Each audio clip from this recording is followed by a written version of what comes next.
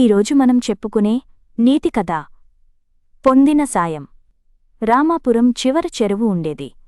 ఒకసారి ఓ కుక్క అక్కడికి నీళ్లు తాగడానికి వచ్చి పక్కనే ఉన్న వలలో ఇరుక్కుపోయింది. అందులోంచి బయటపడలేక చాలా ఇబ్బంది పడసాగింది.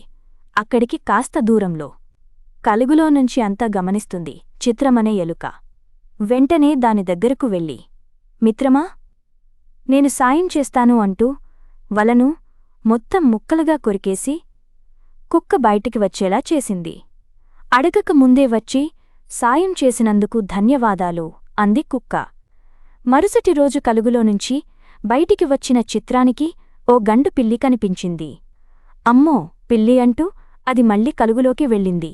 ఆ పిల్లి మాత్రం ఇది బయటికి రాకపోతుందా అని అక్కడే మాటు వేసుకుని కూర్చుంది. చిత్రం కలుగులోంచి తొంగి చూస్తూ రోజంతా అందులోనే గడిపేసింది.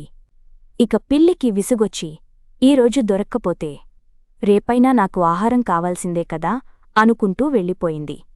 ఇదంతా చెట్టుమీదున్న కాకి గమనించింది. వెంటనే విషయాన్ని కుక్కకు తెలియచేసింది. అది ఉదయాన్నే చిత్రం కలుగు దగ్గరకు వచ్చి దాన్ని పిలిచింది.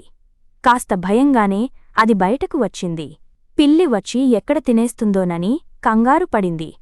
అనుకున్నట్లుగానే కాసేపటికి ఆ పిల్లి వచ్చింది.